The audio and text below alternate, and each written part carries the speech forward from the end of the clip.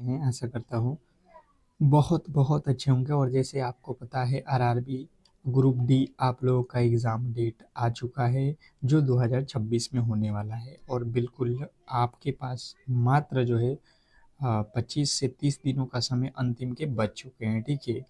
तो इसमें जो है हमने स्टार्ट किया है मॉडल पेपर, जो कि अगर आप करते हैं मॉडल पेपर तो बिल्कुल आपको बहुत बड़ा जो है बेनिफिट मिलने वाला है। जब आप एग्ज़ाम हॉल में बैठोगे 3 से 21 अगस्त के बीच, आपका एग्ज़ाम 3 अगस्त से स्टार्ट हो रहा है, तो बिल्कुल आपको घबराने की आवश्यकता नहीं है, क्योंकि अंतिम के जो दिन में आपका जो सिलेबस है हम लोग उसके अकॉर्डिंग काम कर रहे हैं। और ख़ास करके जो अभी एग्ज़ाम हुआ है अ, पिछले साल का, और इस साल भी जनवरी में हुआ था ग्रुप डी का जो पिछला वैकेंसी था, तो उसको बिल्कुल ध्यान में रखते हुए, जिसमें आपको देखने को मिला था जीके करेंट अफेयर के मिक्स प्रश्न थे, खास करके ज़्यादा करेंट अफेयर के प्रश्न थे। तो हम भी इस क्लास में बिल्कुल सेम पैटर्न को फॉलो करेंगे। जीके करेंट अफेयर, आपका जो है साइंस का पोर्शन बहुत महत्वपूर्ण है, मैथ, रीजनिंग।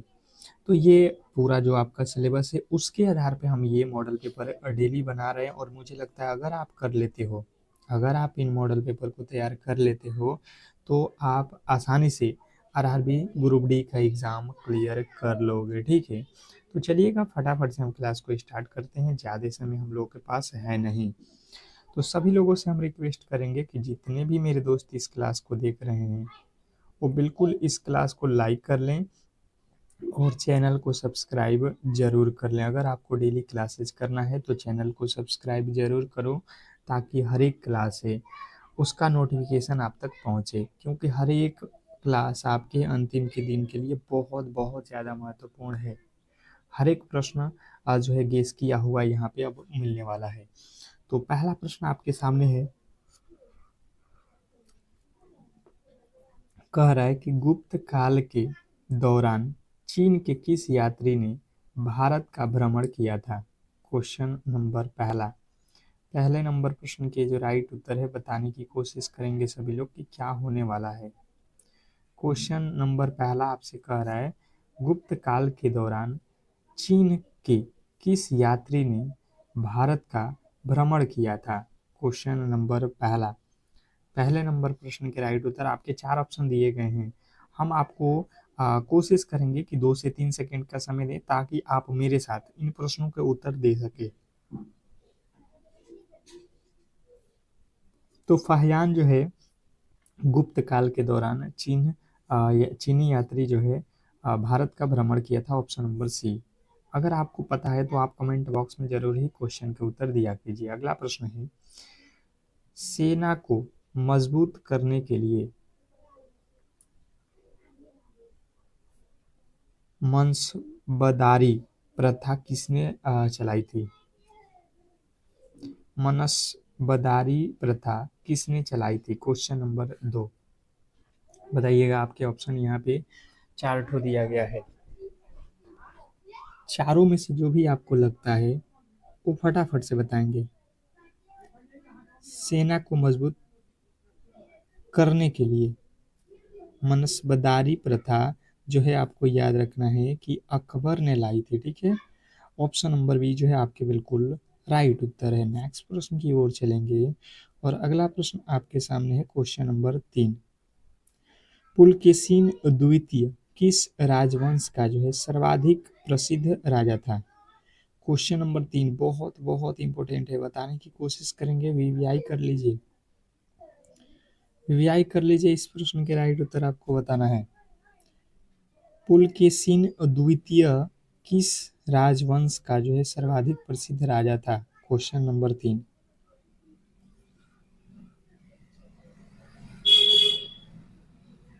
तो ये जो है चालुक्य वंश का राजा था। ऑप्शन नंबर बी जो है आपके बिल्कुल राइट उत्तर है। ऑप्शन नंबर बी अगर आपने भी चुना है तो बिल्कुल सही उत्तर है। नेक्स्ट प्रश्न आपके सामने है, कह रहा है क्वेश्चन नंबर चौथा, चौथे नंबर प्रश्न पे आ चुके हैं। निम्न में से भूतपूर्व आंध्र प्रदेश का शास्त्रीय नृत्य कौन सा है, क्वेश्चन नंबर 4। चौथे नंबर प्रश्न के राइट उत्तर बताएंगे। निम्नलिखित में से भूतपूर्व आंध्र प्रदेश का शास्त्रीय नृत्य कौन सा है? आपके जो भी लगता है उत्तर आप कमेंट बॉक्स में बताने की कोशिश करेंगे सभी लोग। जितने भी मेरे दोस्त देख रहे हैं अपना उत्तर कमेंट बॉक्स में फटाफट से बताएंगे। आंध्र प्रदेश का जो है यहाँ पे शास्त्रीय नृत्य बताना है। तो आपको याद रखना है कुचिपुड़ी, आंध्र प्रदेश का कुचिपुड़ी। कथकली कहाँ का है? कथकली केरल का। भारतनाट्यम बहुत बहुत इंपॉर्टेंट है, वीवीआई कर लीजिएगा। इसका उत्तर आप लोगों को कमेंट बॉक्स में बताना है।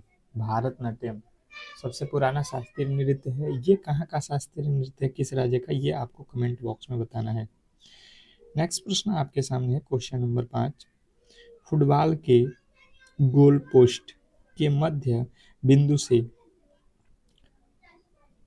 पेनल्टी पेनल्टी मार्क की दूरी कितनी होती है? पेनाल्टी मार्क जो होता है उसकी दूरी कितनी होती है फुटबॉल में, ये बताना है। तो देखिए फुटबॉल में जो पेनाल्टी की दूरी होती है, पेनाल्टी मार्क की, 10 मीटर तो होता नहीं है, 15 मीटर भी नहीं होता, 11 मीटर होता है। ऑप्शन नंबर सी, अगर आपने भी ऑप्शन नंबर सी को चुना है तो बिल्कुल सही और सटीक उत्तर है। बिल्कुल सही और सटीक उत्तर है। नेक्स्ट प्रश्न आपके सामने है, कंदरिया महादेव मंदिर कहाँ पर स्थित है? कंदरिया महादेव मंदिर कहाँ पर स्थित है? Question number 6। छठे नंबर प्रश्न के जो राइट उत्तर है बताने की कोशिश कीजिए सभी लोग। क्वेश्चन नंबर छठे का राइट उत्तर क्या होने वाला है? कंदरिया महादेव मंदिर कहाँ स्थित है? क्वेश्चन नंबर 6, छठे नंबर प्रश्न के जो राइट उत्तर है ये जो है आपको याद रखना है कि कंजरिया जो है खजुराहो में है। ऑप्शन नंबर बी, अगर आपने ऑप्शन नंबर बी को चुन रखा है तो बिल्कुल सही और सटीक उत्तर है। नेक्स्ट प्रश्न आपके सामने है, देखिए बहुत बहुत इंपॉर्टेंट है। कह रहा है यहाँ पे, पुरातत्व स्थल कुल्डी हवा कहाँ पर स्थित है? पुरातत्व स्थल कुल्डी हवा कहाँ पर स्थित है? Question number 7। सातवें नंबर प्रश्न के जो राइट उत्तर है बताने की कोशिश करेंगे सभी लोग। क्वेश्चन नंबर 7 पे आ चुके हैं। आपको बताने की कोशिश करना है कि क्या होने वाला है। क्वेश्चन नंबर 7, जिन्होंने भी बताया है सातवें नंबर प्रश्न का right Uttar Uttar Pradesh, option number D जो है आपके बिल्कुल सही और सटीक उत्तर है, जिन्होंने ऑप्शन नंबर डी को चुना है। नेक्स्ट प्रश्न की ओर चलेंगे और अगला प्रश्न देखिएगा यहाँ पे। कह रहा है क्वेश्चन नंबर 8, आठवें नंबर प्रश्न के राइट उत्तर, यदि 8 + 5 बराबर, यहाँ पे दिया है 1340, सत्य है तो 4 + 6 बराबर क्या होगा? देखिएगा रीजनिंग का प्रश्न है, आपको दिमाग लगाना है। मैंने पहले ही बताया ये मॉडल पेपर है और इसमें हम टोटल प्रश्नों को करने वाले हैं जो आपके एग्जाम हॉल में पूछे जाते हैं, ठीक है। तो मैंने आपसे एक छोटी सी रिक्वेस्ट की थी कि जिन्होंने भी मेरे दोस्त क्लास को लाइक नहीं किया तो लाइक कर लें, और चैनल को सब्सक्राइब नहीं किया है तो चैनल को सब्सक्राइब भी कर लें, क्योंकि ये क्लास कहीं ना कहीं आपको सिलेक्शन दिलाएगा। जब आप एग्ज़ाम हॉल में बैठोगे तो इस क्लास का बिल्कुल अहमियत आपको पता चल जाएगा, ठीक है। तो फटाफट से सभी लोगों से रिक्वेस्ट करेंगे कि क्लास को बिल्कुल लाइक ज़रूर कर दीजिएगा, ठीक है। जब हमने देखा तो 8 और 5 से हमें यहाँ पे 1340 लिखा है, किस तरीके से? तो हमने देखा कि 8 और 5 को जोड़ते हैं तो कितना होता है 13, और 8 गुणे 5 अगर हम करते हैं तो 8 पचे हो जाता है 40। मतलब एक बार 8 और 5 को जोड़कर लिखा है और एक बार 8 गुणे 5 करके लिखा है। ये तो आपको समझ में आ गया, बिल्कुल आ गया। अब उसी आधार पे देखिए यहाँ पे 1340 आया है तो हम वही काम करेंगे, इन दोनों को जोड़ देंगे पहले। 6 × 4 होता है 10, ठीक है, और यहाँ पे गुणा कर देंगे तो 6 × 4 होता है 24। मुझे लगता है कि आपको कहीं पर भी गलती की गुंजाइश नहीं है। ऑप्शन नंबर ए बिल्कुल सही और सटीक उत्तर है। ऑप्शन नंबर ए बिल्कुल सही और सटीक उत्तर है, इसमें गलती नहीं करोगे। नेक्स्ट प्रश्न की ओर चलेंगे। क्वेश्चन नंबर 9 कह रहा है, शरीर में ऑक्सीजन युक्त वायु ग्रहण करने की प्रक्रिया को क्या कहते हैं? क्वेश्चन नंबर 9, 9वें नंबर प्रश्न के जो राइट उत्तर है बताने की कोशिश करेंगे सभी लोग।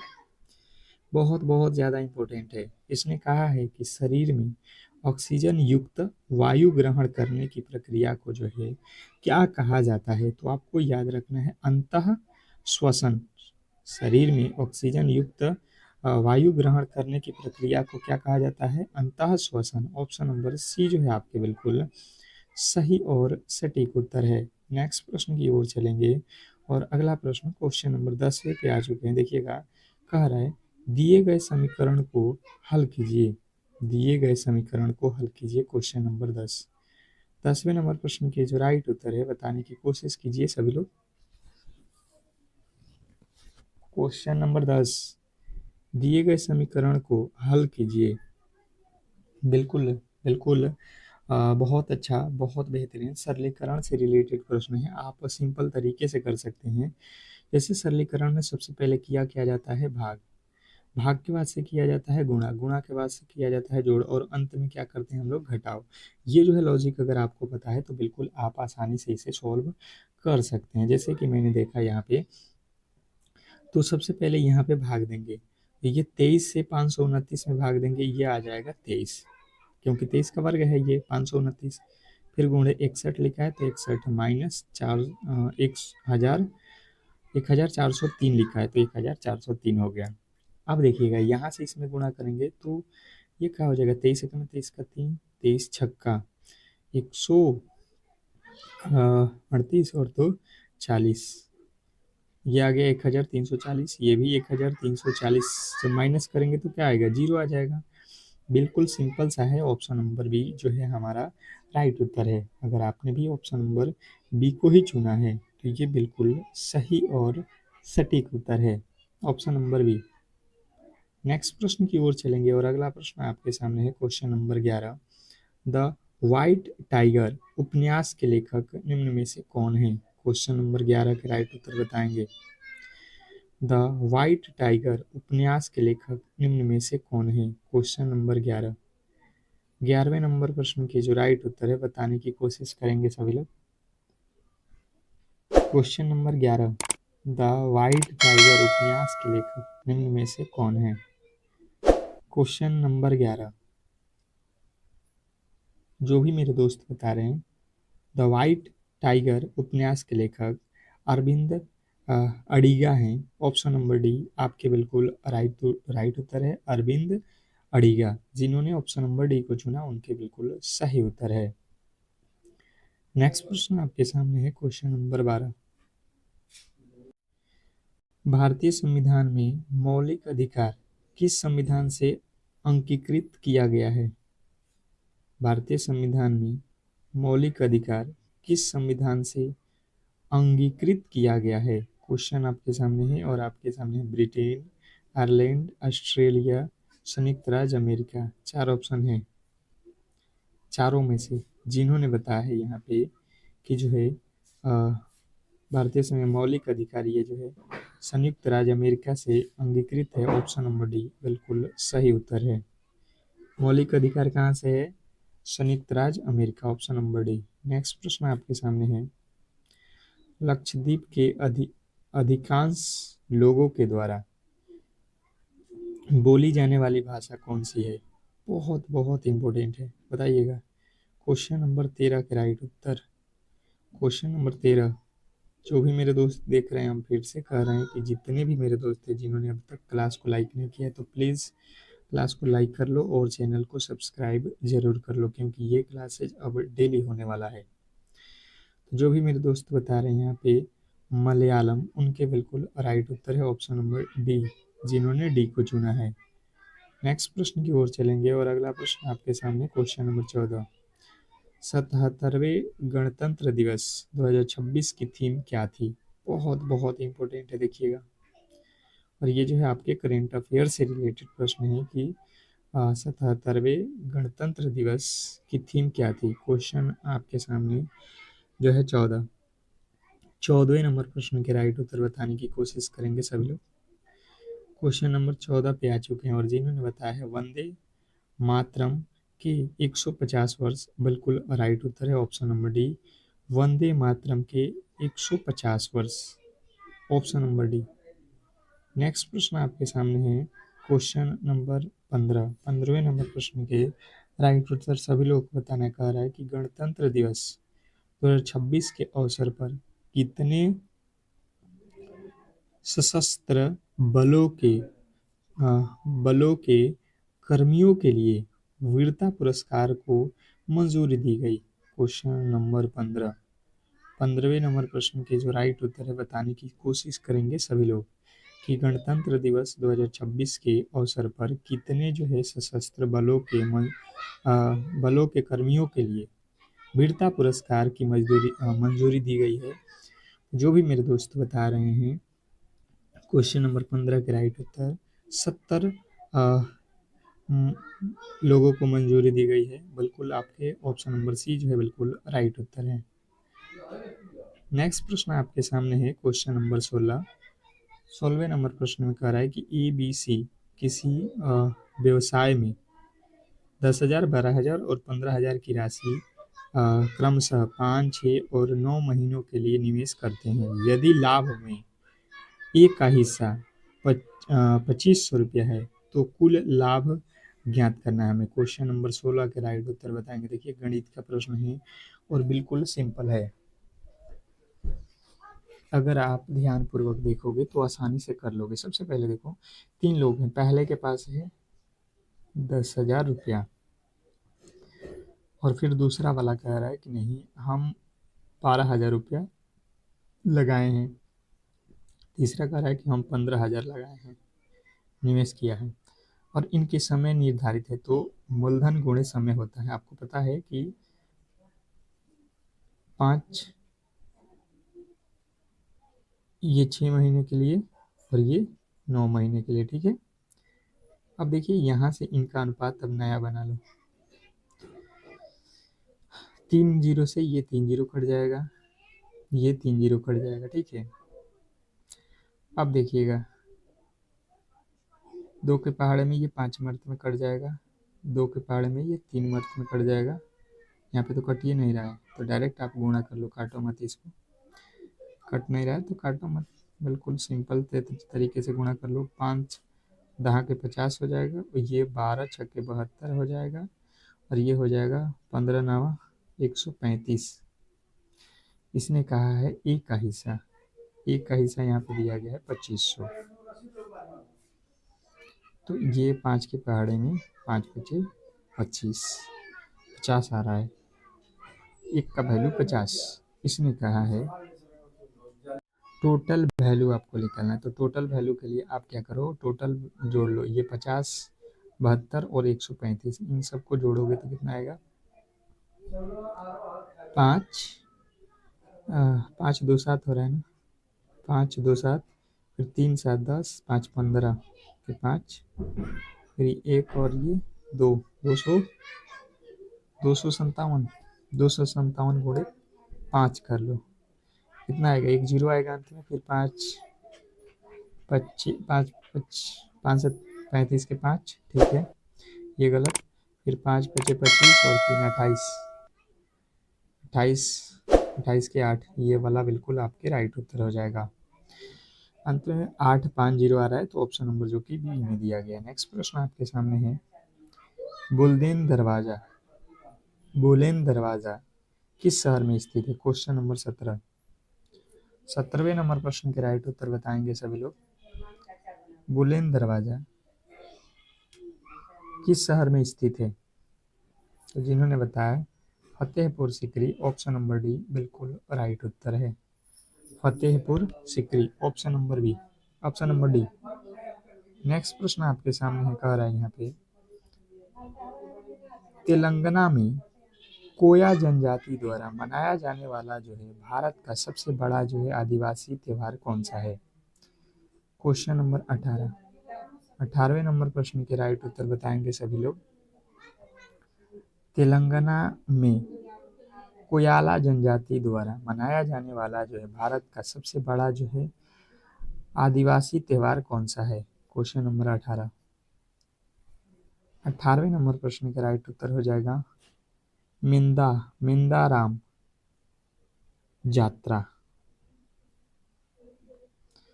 नेक्स्ट प्रश्न आपके सामने है, वांगला किस राज्य की गारो जनजाति का सबसे प्रसिद्ध त्योहार है जिसे 100 ड्रमों का त्योहार भी कहा जाता है? क्वेश्चन नंबर 19वें नंबर प्रश्न के राइट उत्तर बताएंगे सभी लोग।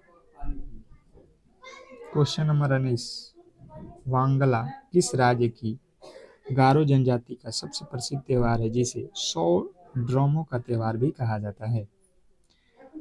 तो जिन्होंने बताया है यहाँ पे मेघालय, उनके बिल्कुल राइट उत्तर है ऑप्शन नंबर ए। नेक्स्ट प्रश्न आपके सामने है, क्वेश्चन नंबर 20वें नंबर प्रश्न के राइट उत्तर है, 3300 को पी क्यू आर के बीच इस प्रकार बांटा गया कि पी का 4 गुना, क्यू का 7 गुना, आर का 2 गुना है, तो आर का हिस्सा क्या है? सबसे पहले आप देखिए यहाँ पे बिल्कुल इसने कहा है कि पी का 4 गुना, यहाँ से पी का 4 गुना, फिर अनुपात बनाओ क्यू का 7 गुना, ये बराबर कर सकते हो, बराबर है तो फिर आर का 2 गुना। अब इसका अनुपात बना लो, पी का वैल्यू निकालना है तो आप इन दोनों में गुणा कर लो, 7 गुना का 14, ये पी का वैल्यू हो जाएगा। क्यू का वैल्यू निकालना है तो इन दोनों में गुणा कर लो, 4 गुना 8, फिर आर का वैल्यू निकालना है तो ये 7 चौका 28 हो जाएगा। अब देखिएगा यहाँ से अगर अनुपात बनाओगे तो ये 2 के पहाड़ में कटता है, ये 7 हो जाएगा, ये 4 हो जाएगा और ये 14 हो जाएगा। ठीक है, नया अनुपात हो गया पी क्यू आर का। 7 4 14, 7 4 14, 7 4 14 लिख लो, 7 4 14 पी क्यू आर का है। इसने कहा है कि टोटल वैल्यू 3300 है, हम टोटल वैल्यू देख रहे हैं 7 21 4 25 2500 बराबर ये हो जाएगा आपका 25 का वैल्यू निकाल लो यहाँ से। फिर कह रहा है आर का वैल्यू, तो आर का वैल्यू कौन है? आर का वैल्यू पी क्यू आर 14 है, गुणा कर लो यहाँ से 25 के पहाड़ में, 25 से कम है 25, कितना बचा 8, 80 हो गया, 25 तियाँ 75 हो गया, कितना बचा 75, 5 25 दूना 50, 14 दूना 28 के 8 हो जाएगा, ये दोनों तो गलत। फिर 14 तियाँ 42, 42 और 2 44, option number A. Option number A जो है आपके बिल्कुल राइट उत्तर है, ऑप्शन नंबर ए। नेक्स्ट प्रश्न की ओर चलेंगे और अगला प्रश्न है कि निम्न में से किसे कोशिका का सुसाइड बैग भी कहा जाता है? निम्न में से किसे कोशिका का सुसाइड बैग भी कहा जाता है? क्वेश्चन नंबर 21वें नंबर प्रश्न के राइट उत्तर हो जाएगा lysosome, option number B. Lysosome अगर आपने बताया है तो बिल्कुल राइट उत्तर है। नेक्स्ट प्रश्न की ओर चलेंगे और अगला प्रश्न है, भारत के योजना आयोग की स्थापना किस वर्ष की गई थी? भारत के योजना आयोग की स्थापना किस वर्ष की गई थी बताइएगा। क्वेश्चन आपके सामने 22। बिल्कुल आप क्लास को लाइक नहीं किए हैं तो लाइक ज़रूर करें और चैनल को सब्सक्राइब ज़रूर करें, जितने भी मेरे दोस्त देख रहे हैं इस क्लास को। तो भारत के योजना आयोग की स्थापना किस वर्ष हुई थी, जो भी मेरे दोस्त बता रहे हैं? 1950 बिल्कुल राइट उत्तर है, option number D, option number D. Next प्रश्न की ओर चलेंगे और अगला प्रश्न आपके सामने है, भारतीय संविधान के निम्न में से किस अनुच्छेद में मनी बिल को परिभाषित किया गया है? बताएंगे। भारतीय संविधान के निम्न में से किस अनुच्छेद में मनी बिल को परिभाषित किया गया है? क्वेश्चन नंबर 23 के राइट उत्तर बताएंगे सभी लोग।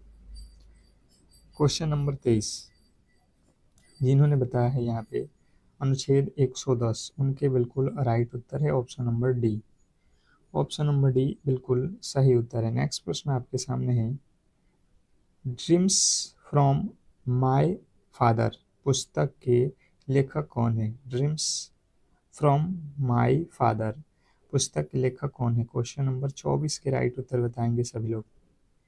क्वेश्चन नंबर 24 जितने भी मेरे दोस्त हैं जो बता रहे हैं यहाँ पे बराक ओबामा, बिल्कुल राइट उत्तर है option number D, Barack Obama.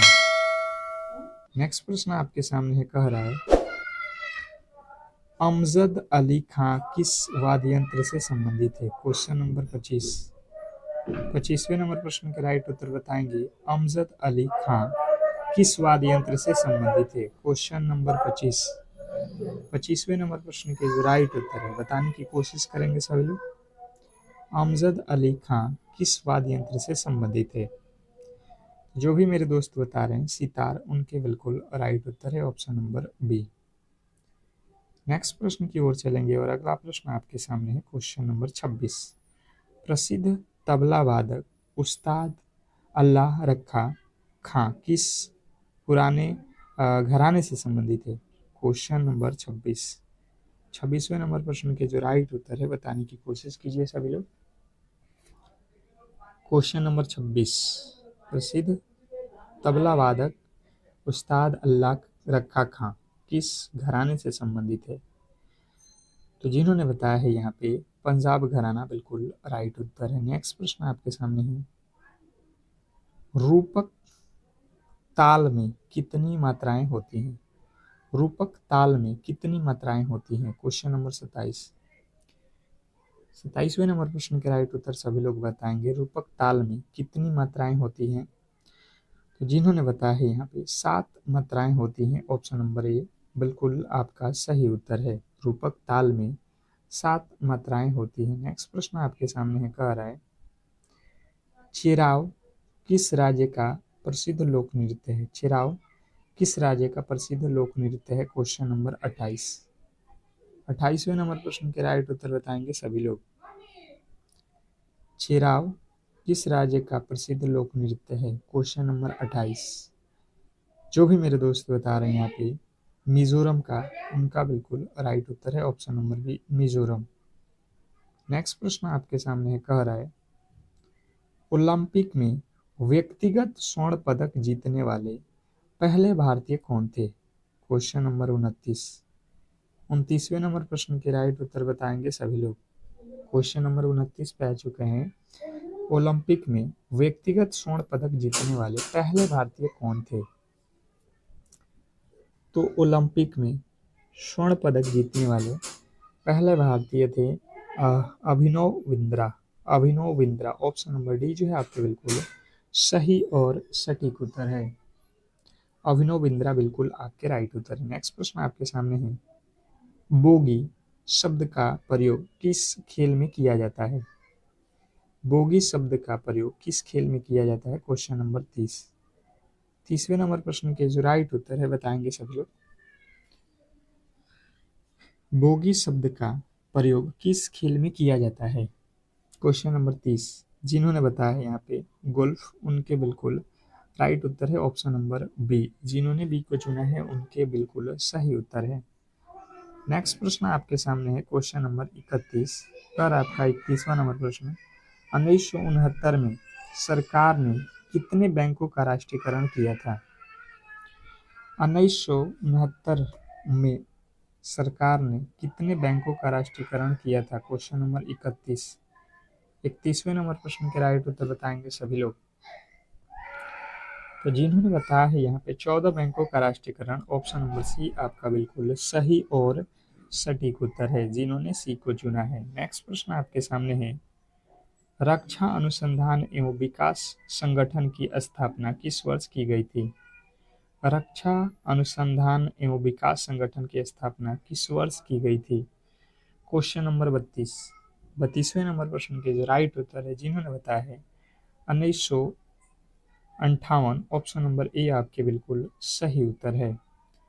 Next प्रश्न आपके सामने है, कह रहा है कि निम्न में से किस स्थान पर हड़प्पा संस्कृति की अग्नि वेदिकाएं पाई जाती हैं।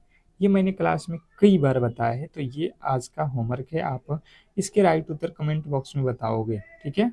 अगला प्रश्न कह रहा है यहाँ पे कि जो है दिए गए विकल्पों में से संबंधित युग्म को चुनिए। दिए गए विकल्पों में से संबंधित युग्म को चुनना है। जैसे कि एक आप लोगों के लिए रीजनिंग का प्रश्न है, तो ध्यानपूर्वक आप देखोगे यहाँ से क्यू को लिखा है टी। क्यू कितने पे होता है। क्यू होता है 17 पे, टी होता है 20 पे, यानी कि +3 जोड़ा है। पी होता है 16 पे, यू होता है 21 पे, 16 5 21 यहाँ पे किया है। आर होता है 18 पे और ये डब्ल्यू होता है 23 पे, यहाँ पे भी 5 जोड़ा है। एस होता है 19 पे, पी होता है 16 पे, यहाँ पे -3 किया गया है। ठीक है, पहले +3 फिर -3, बीच में 5 5 जोड़ा है। अब जे होता है 10 पे और 3 जोड़ोगे तो 10 3 13 पे होता है एम, अर्थात ये गलत। आई होता है 9 पे, 9 में 5 जोड़ोगे 14 पे होता है एन।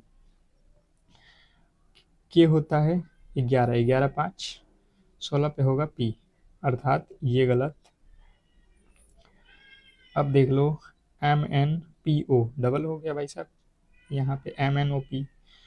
एल होता है 12, 12 में से हमें 3 घटाना है ना, 12 में से 3 जाएगा 9 पे, आई होना चाहिए भाई साहब, ये गलत है। एक ठो आई कर लो यहाँ पे। ठीक है, ऑप्शन नंबर डी जो है हमारा बिल्कुल सही उत्तर है, क्योंकि यहाँ पे जो है देखिएगा अंत वाले में -3 किया गया था। ठीक है, तो गलती की गुंजाइश किसी भी एंगल से नहीं होना चाहिए। तो इस तरीके से आज के क्लास को हम लोग यहीं पे समाप्त करेंगे और आपसे रिक्वेस्ट करेंगे जितने भी मेरे दोस्त हैं जो इस क्लास को देख रहे थे, बिल्कुल डेली क्लास किया कीजिए। ठीक है, और चैनल को सब्सक्राइब करके रख लीजिए, तभी हर एक क्लास की नोटिफिकेशन आप तक मिलती रहेगी।